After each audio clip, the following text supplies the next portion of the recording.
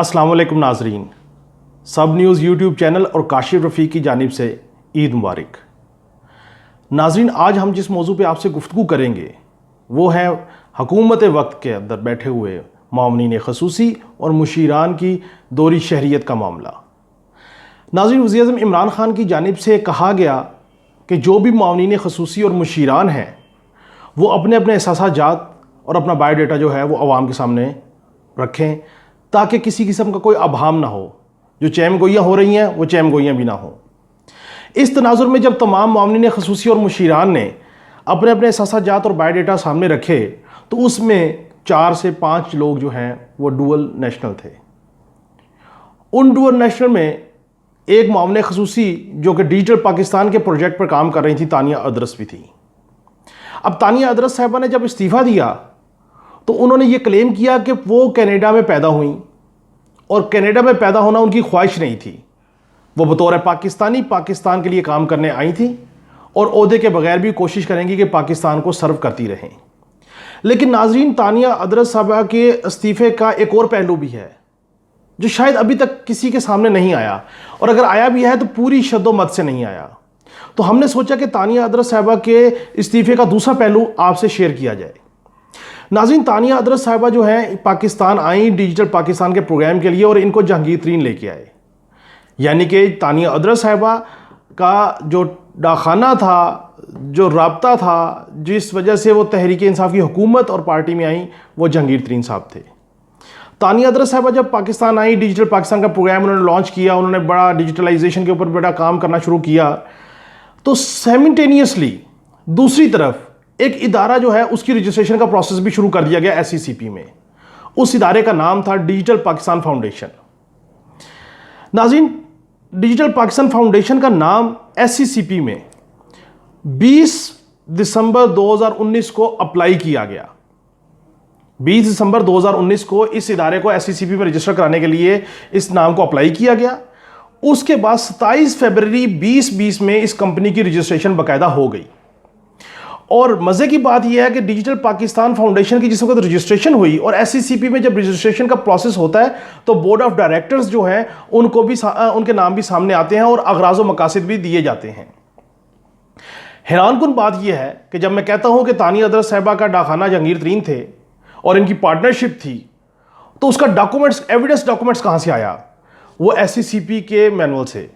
SCCP نے جب اس ادارے کو ڈیجیٹل پاکستان فاؤنڈیشن کو رجسٹرڈ کیا تو اس میں بورڈ آف ڈائریکٹرز میں جہانگیر ترین صاحب تھے، تانیہ شاہد ادرس صاحبہ تھی، سکندر بشیر محمد صاحب تھے، مدثر الیاس شیخ صاحب تھے، اور خرم خلیل جمیل صاحب تھے۔ خرم خلیل جمیل صاحب جو کہ ڈیجیٹل پاکستان فاؤنڈیشن کے چیف ایگزیکٹو کے طور پہ SCCP میں ایکٹ کر رہے تھے۔ اب ہوا یہ کہ جہانگیر ترین صاحب چینی کے کرائسس میں آ گئے اور ایک بڑی انکوائری ہوئی، ایک بڑی لے دے ہوئی، اور وزیر اعظم کی جانب سے ایک بڑا کمیشن بنایا گیا اور اس کی 2 دفعہ انویسٹیگیشن کرائی گئی، اور اس میں معلوم یہ ہوا کہ جہانگیر ترین صاحب سمیت مختلف جو چینی کی فیکٹریوں کے آنر تھے وہ اس تمام میں حصہ بقدر جثہ مستفید ہوئے۔ جس وقت جہانگیر ترین صاحب کی اور حکومت کی دوری ہوئی، یا کہنا چاہیے لڑائی جیسے جیسے آگے گئی، تو جہانگیر ترین صاحب نے فوری طور پہ 23 اپریل 2020 کو ڈیجیٹل پاکستان فاؤنڈیشن کے ادارے سے بورڈ آف ڈائریکٹر سے ریزگنیشن دے دیا، اور اس کے بعد ان کی جگہ پہ کوئی بھی دوسرا بندہ بورڈ آف ڈائریکٹر میں نہیں آیا تاحال۔ تاہم یہاں پہ ایک بات کلیئر کرنا بہت ضروری ہے کہ اس ادارے کو جب یہ فیبرری میں رجسٹرڈ ہوا، اپریل میں جہانگیر ترین صاحب کا استعفیٰ آ گیا، اس وقت تک اس ادارے میں ہماری جو اطلاعات کے مطابق کسی قسم کی فارن فنڈنگ نہیں آئی۔ لیکن مزیدار بات یہ ہے کہ اگر آپ اس کے بورڈ آف ڈائریکٹرز کے یا اس مینول کو اگر آپ دیکھیں جو کہ میری سکرین پہ آپ کو نظر آ رہا ہوگا، تو اس میں اس ادارے کا کام مقصد کیا تھا بنانے کا، کہ یہ ڈیجیٹل پاکستان فاؤنڈیشن جو ہے یہ گورنمنٹ کو ڈیجیٹل پاکستان کے لیے باقاعدہ طور پہ جو ہے وہ اسسٹنس پرووائڈ کرے گی، سستے موبائلز جو ہیں ان کے حوالے سے کام کرے گی، اور پاکستان میں ڈیجیٹلائزیشن کو جو موو آن کرے گی۔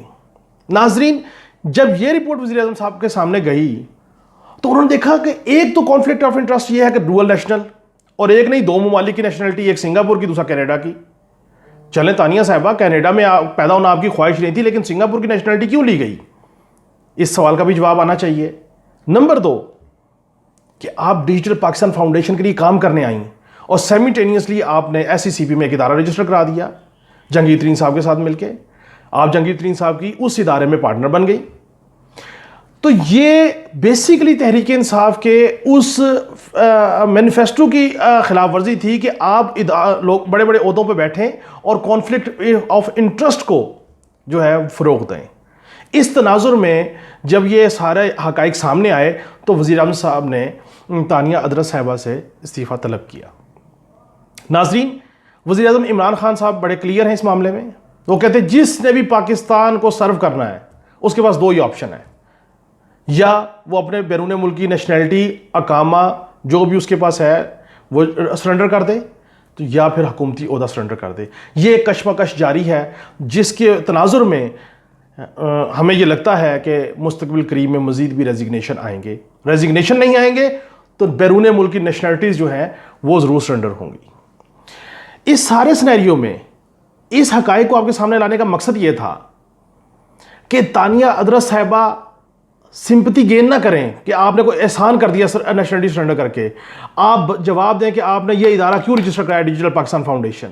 آپ تو پاکستان کو سرو کرنے آئی تھی، پھر آپ نے ایس سی سی پی میں اس ادارے کا رجسٹر کرنے کے اغراض و مقاصد کیا تھے؟ ترین صاحب کا پارٹنر بننے کا اغراض و مقاصد کیا تھے؟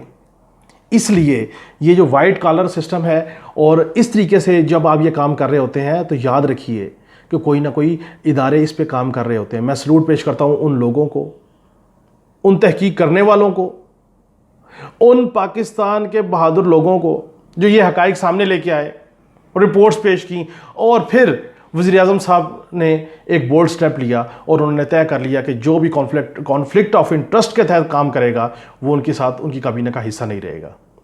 ناظرین، یہ وہ حقائق تھے تانیہ ادرس صاحبہ کے حوالے سے جو ہم نے ضروری سمجھے ریکارڈ پہ لانے اور آپ سے شیئر کرنے کے لیے۔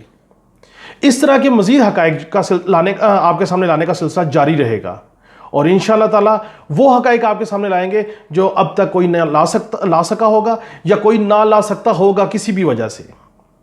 اس کے لیے ضروری ہے کہ آپ سب نیوز کے ساتھ جڑے رہیں، ہمارے یوٹیوب چینل کو سبسکرائب کیجئے، اس کو دیکھیے، اس پہ کامنٹ کیجئے اور ہمیں فیڈ بیک دیجئے تاکہ ہم اپنے حصے کا دیے جلاتے رہیں۔ اس وقت تک کے لیے اللہ حافظ۔